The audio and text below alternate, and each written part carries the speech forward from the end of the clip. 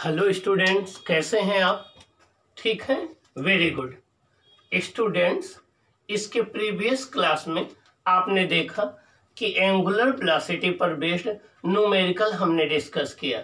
Linear velocity angular velocity में relation हम लोगों ने डिस्कस किया। एंगुलर वेलोसिटी की डायरेक्शन फाइंड आउट किया।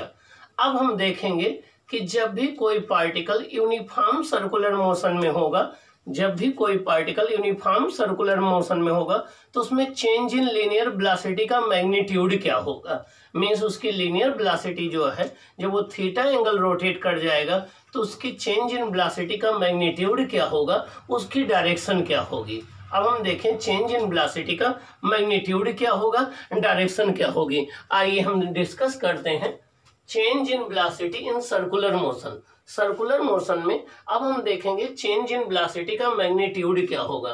We want to know the magnitude and direction of change in velocity. हमें चेंज इन वेलोसिटी का मैग्नीट्यूड और डायरेक्शन फाइंड आउट करना है। आइए देखिए, ये कोई एक पार्टिकल है जो कि सर्कुलर मोशन में एंटी क्लॉकवाइज मूव कर रहा है। ये कोई एक पार्टिकल है जो सर्कुलर पाथ पर एंटी क्लॉकवाइज डायरेक्शन में मूव कर रहा है। ए पॉइंट पर इसकी वेलोसिटी v1 है, बी पॉइंट पर इसकी वेलोसिटी v2 है। ए पॉइंट पर इसकी वेलोसिटी v1 है, बी पॉइंट पर इसकी वेलोसिटी v2 है।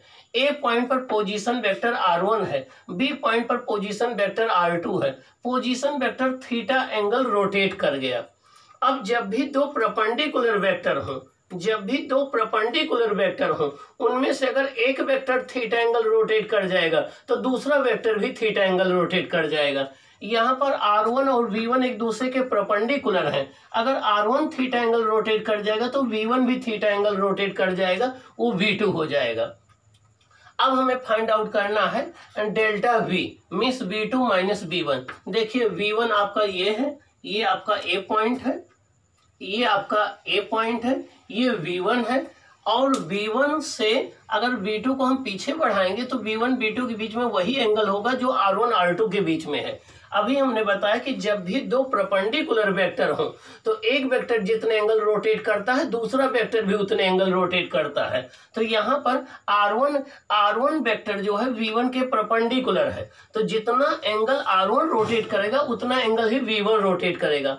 r1 थीटा एंगल रोटेट करके r2 पर आ गया तो v1 भी थीटा एंगल रोटेट करके v2 हो जाएगा।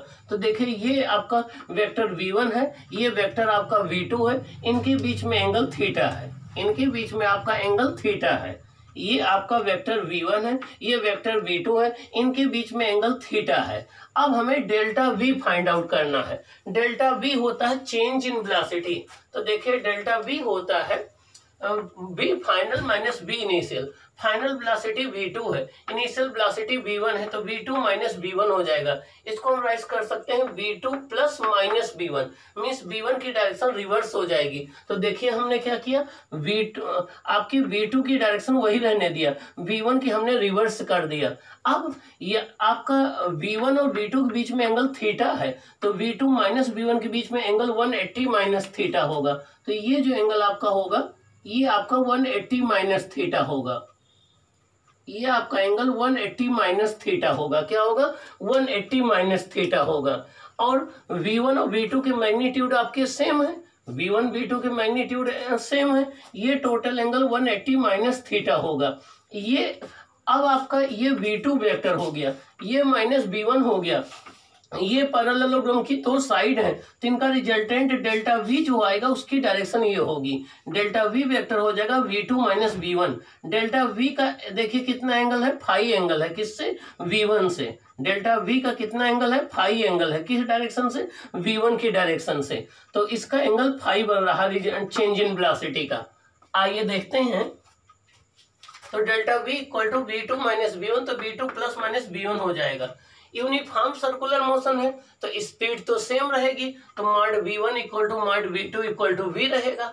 अब मैग्नीट्यूड हम इसका निकालेंगे तो v1 square plus v2 square minus 2v1 v2 cos theta हो जाएगा। cos थीटा v1 v2 के बीच का एंगल है, देखिए v1 v2 के बीच का एंगल थीटा है, तो आपका हो जाएगा v1 square plus v2 square minus 2v1 v2 cos theta हो जाएगा। v1 की वैल्यू कितनी है v स्क्वायर, v2 की वैल्यू कितनी है v square minus 2v into v cos theta हो जाएगा। 2v square minus 2v square cos theta हो जाएगा।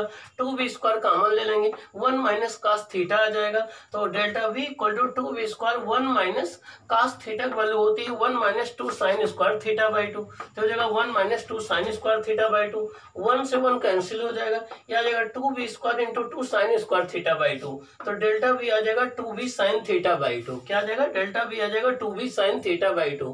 तो चेंज इन वेलोसिटी का जो मैग्नीट्यूड आ जाएगा, चेंज इन वेलोसिटी का जो मैग्नीट्यूड आ जाएगा वो आ जाएगा 2v sine theta by 2, 2v sine theta by 2। Theta जो है वो एंगल है जितना वो रोटेट कर गया वेलोसिटी वेक्टर, और डेल्टा v क्या है? वेलोसिटी के चेंज का मैग्नीट्यूड है। अब आइए हम देखें कि चेंज इन वेलोसिटी की डायरेक्शन क्या होगी। देखिए चेंज इन वेलोसिटी ये डेल्टा v है, और ये v1 की डायरेक्शन से कितना एंगल बना रही? Phi angle. कितना? Phi angle. आपका ये एंगल थीटा है, ये आपका 180 माइनस थीटा है, ये एंगल भी थीटा है।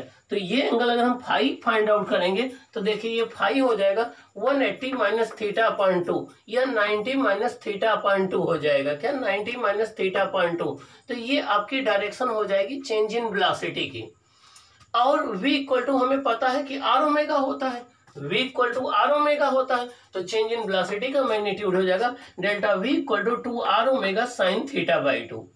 अब आइए हम इस पर बेस्ड न्यूमेरिकल सॉल्व कर लें तो ये कॉन्सेप्ट क्लियर हो जाए। A particle moves in a circular path with uniform speed v, find the magnitude of change in velocity in half revolution, in quarter revolution, in complete revolution. कोई एक particle है जो यूनिफॉर्म सर्कुलर मोशन में move कर रहा है, किस speed से? v स्पीड से। आपको हाफ रेवोल्यूशन में और क्वार्टर रेवोल्यूशन में, कंप्लीट रेवोल्यूशन में चेंज इन वेलोसिटी का मैग्नीट्यूड निकालना है। आइए देखिए, ये सॉल्यूशन हो गया।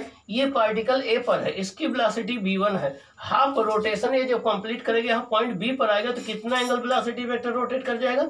Theta equal to 180 degree. ये v2 हो गया। तो चेंज इन वेलोसिटी होता है delta v equal to 2v sine theta by 2। Theta यहाँ कितना हो जाएगा? ये हो जाएगा 180 डिग्री। मीन्स पॉइंट a से पॉइंट b तक आने में वेलोसिटी वेक्टर 180 डिग्री रोटेट करेगा। साइन 180 अपॉन 2 साइन 90 होता है, साइन 91 होता है। तो डेल्टा v आ जाएगा 2v। क्या आ जाएगा? डेल्टा v आ जाएगा 2v। तो चेंज इन वेलोसिटी का मैग्नीट्यूड कितना हो जाएगा? 2v। इसका मतलब जब भी कोई पार्टिकल एक सर्कुलर पाथ पर मूव कर रहा हो तो हाफ सर्कल कंप्लीट करने में उसकी चेंज इन वेलोसिटी का मैग्नीट्यूड कितना आता है? 2v आता है। आइए हम क्वार्टर सर्कल में बात करें। क्वार्टर सर्कल में ये पार्टिकल देखिए a पॉइंट पर है, इसकी वेलोसिटी v1 है, और जब ये क्वार्टर सर्कल मतलब 90 डिग्री, ये 1/4 सर्कल जब ये कंप्लीट करेगा पॉइंट b पर आ जाएगा। पॉइंट b पर देखिए इसकी वेलोसिटी क्या है?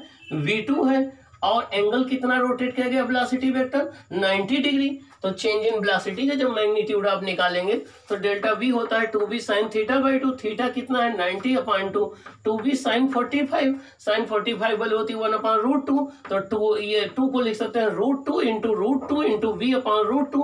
√2 से √2 कैंसिल हो जाएगा, डेल्टा v आ जाएगा v√2। क्या आ जाएगा? डेल्टा v आ जाएगा v√2।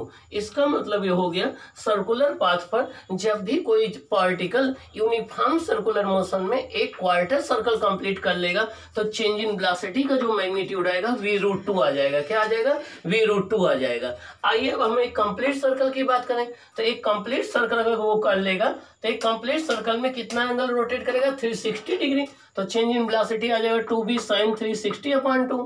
तो ये हो जाएगा 2v sine 180 degree. Sine 180 degree की वैल्यू 0 होती है, साइन 180 डिग्री की वैल्यू 0 होती है, साइन 0 की वैल्यू 0 होती है। तो चेंज इन वेलोसिटी क्या आ जाएगा? 0 आ जाएगा। तो जब ये पार्टिकल एक राउंड कंप्लीट कर लेगा तो चेंज इन वेलोसिटी क्या आ जाएगा? 0 आ जाएगा। ओके, तो इस तरीके से आप जब भी कोई पार्टिकल यूनिफॉर्म सर्कुलर मोशन में मूव कर रहा हो तो चेंज इन वेलोसिटी का मैग्नीट्यूड निकाल सकते हैं। ये हो जाएगा delta v equal to 2v sine theta by 2। Okay, और इस पर बेस्ड न्यूमेरिकली आप सॉल्व कर सकते हैं।